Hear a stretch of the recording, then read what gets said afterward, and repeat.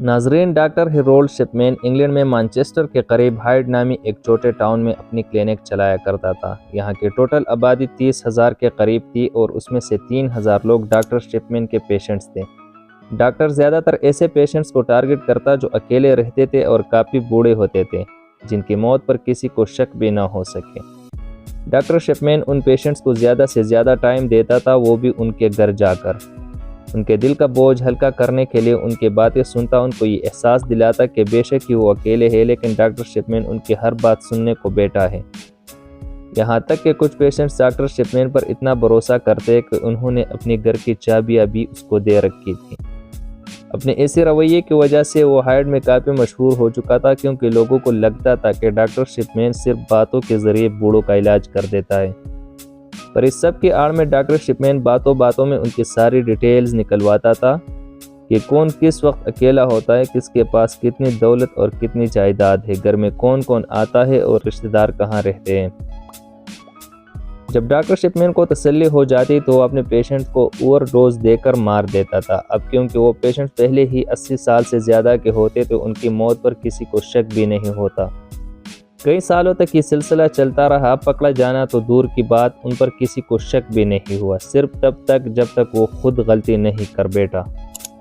پہلی بار مارچ 1998 میں doctor Linda Reynolds, جو کہ شپمین کے کلینک کے اپوزٹ ہی دوسری ہاسپٹل بروک سرجری میں جاب کرتی تھی، انہوں نے شپمین کے پیشنٹس کے بیچ زیادہ مرنے کے ریشو پر تشویش کا اظہار کیا۔ ان کا کہنا تھا کہ شپمین، جو کہ ایک چھوٹی سی کلینک چلاتا ہے، پچھلے 3 مہینوں میں ان کا 16 پیشنٹس مرے ہیں، بلکہ اسی پیریڈ کے دوران بروک سرجری، جن کے پاس شپمین کی کلینک سے 3 گنا زیادہ پیشنٹس ہیں، ان کے پاس صرف 14 پیشنٹس کی موت ہوئی ہے۔ یہ شک تب مزید بڑھ گیا جب یہ معلوم پڑا کہ ڈاکٹر شپمین کے 16 پیشنٹس کی موت کے بعد ان کو دفنایا نہیں بلکہ جلا دیا گیا تھا۔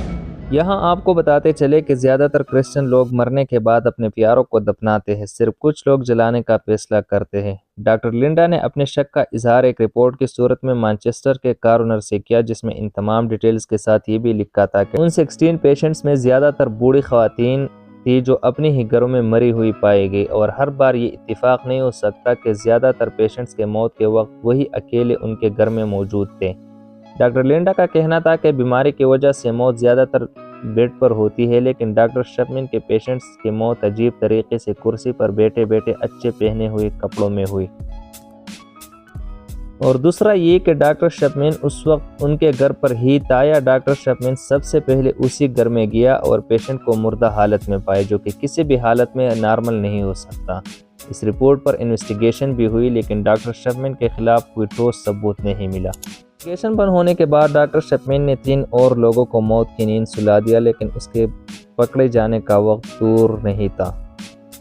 شپمین کی آخری شکار ہائیڈ کی فارمر میئر 81 ایئرز کی کیتھلین گرینڈی تھی، جو کہ 24 جون 1998 کو اپنے گھر میں ہی مر گئی، اور یہاں پر بھی ڈاکٹر شپمین ہی وہی آخری شخص تھا جس نے کیتھلین کو آخری بار زندہ دیکھا تھا۔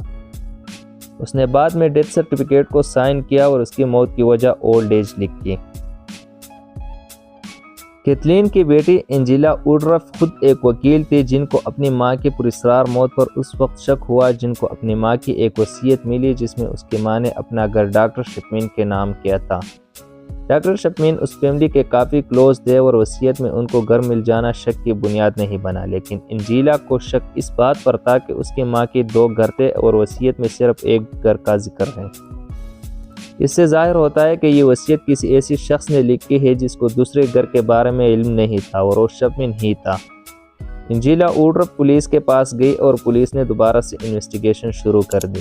کیتھلین گرینڈی کی باڈی کو قبر کھود کر نکالا گیا اور آٹوپسی کے لیے بھیجا گیا۔ معلوم پڑا کہ ان کی باڈی میں ڈائی مارفین یعنی ہیروئن کے کافی زیادہ ٹریسز پائے گئی ہیں۔ پولیس نے جب ڈاکٹر شپمین سے پوچھا تو ڈاکٹر نے بتایا کہ گرینڈی ہیروئن کا نشہ کرتی تھی، اور یہ بات میں نے اس کا علاج شروع کرنے سے پہلے اپنی کمپیوٹر میں بھی لکھی تھی۔ ڈاکٹر شپمین نے حال ہی میں کمپیوٹرائزڈ میڈیکل جرنل میں انٹریز کرنا شروع کر دی تھی، لیکن ان کو یہ معلوم نہیں تھا کہ اس انٹری میں انہوں نے موت سے پہلے ڈیٹ تو ڈال دی ہے، لیکن کمپیوٹر میں اس فائل کی last edit date automatic save ہو جاتی ہے۔ پولیس نے اس کمپیوٹر میں انٹریز کی جانچ کی تو معلوم پڑا کہ شپمین نے یہ انٹری کیتھلین کی موت کے بعد کی تھی۔ صرف یہ ایک ثبوت شپمین کو اریسٹ کرنے کے لیے کافی نہیں تھا، بلکہ پولیس کو وہ ٹائپ رائٹرز بھی ملا جس کو استعمال کر کے جھوٹی وصیت لکھی گئی تھی۔ اس کا معلوم ایسے پڑا کہ شپمین کے ٹائپ رائٹرز میں کچھ کریکٹرز خراب تھے اور ٹھیک وہی کریکٹر گرینڈی کی وصیت میں بھی مسنگ تھے۔ 7 سپٹمبر 1998 کو پولیس نے جانے مانے ڈاکٹر شپمین کو اریسٹ کر لیا۔ جب یہ بات کھل گئی تو وہ لوگ بھی سامنے آ گئے جن کے پیاروں کو شپمین نے پہلے ہی مارا تھا۔ ان کو شک تو تھا، لیکن وہ شہر کے جانے مانے ڈاکٹر کے سامنے آواز نہیں اٹھا سکے۔ پولیس نے 15 ایسے پیشنٹس کو انویسٹیگیٹ کیا جو کچھ عرصہ پہلے ہی شپمین کے ہاتھوں مرے تھے۔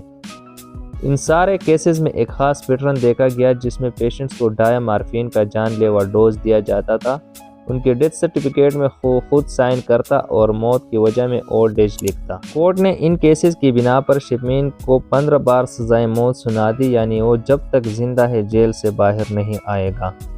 2004 میں اس نے اپنی سیل کی سلاخوں سے بیڈ شیٹ باندھ کر خودکشی کی۔